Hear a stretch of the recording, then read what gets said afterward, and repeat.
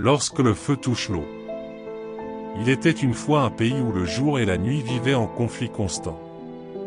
Le jour personnifiait la lumière, la chaleur et la croissance, tandis que la nuit représentait l'obscurité, le froid et le repos. Malheureusement, ils ne pouvaient pas comprendre la valeur de l'autre et travailler ensemble en harmonie. À côté de la nuit, la mer et les vagues étaient présentes, tandis que la terre et les plantes étaient du côté du jour.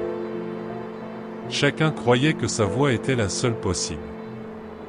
La nuit a décidé de mettre fin à cette bataille interminable et a demandé de l'aide au feu, qui représentait le soleil. Le soleil a accepté d'aider, mais seulement si la nuit et le jour travaillaient ensemble au lieu de se battre les uns contre les autres. Ainsi, la nuit et le jour ont commencé à travailler ensemble, reconnaissant l'importance de chacun et découvrant comment ils pourraient se soutenir mutuellement. Lorsque le soleil a finalement touché la mer au coucher du soleil, il a offert à la terre un spectacle magique. Des couleurs jamais vues auparavant se mélangeaient dans le ciel, comme des coups de pinceau d'or et de rouge qui prenaient vie. Une teinte d'orange douce est apparue des profondeurs de l'océan, se mélangeant avec le rouge ardent qui dominait le ciel, créant une beauté inexplicable qui a laissé tous les spectateurs sans voix. Ce moment éphémère n'était ni jour ni nuit, mais quelque chose de totalement nouveau et inattendu, quelque chose qui n'avait jamais été vu auparavant. Le soleil a montré que l'union de tous les éléments était plus forte que la lutte entre la nuit et le jour, que la paix et la solution au conflit se trouvaient dans le pouvoir de l'union, de l'harmonie et du respect des différences. Ce moment était un moment de paix, de réflexion et d'apprentissage.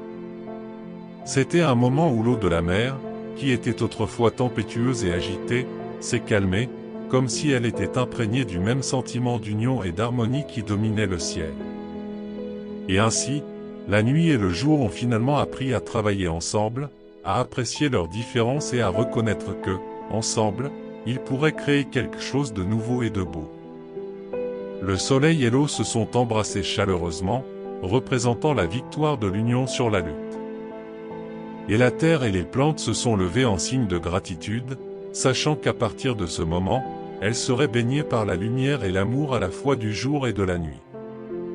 La morale de l'histoire est qu'il est essentiel d'apprendre à valoriser les différences et à travailler en harmonie avec ceux qui sont différents de vous. Il faut être flexible et équilibré pour découvrir une beauté qui était invisible auparavant. Extrait de Les merveilleuses histoires d'Édouard Gonzalez.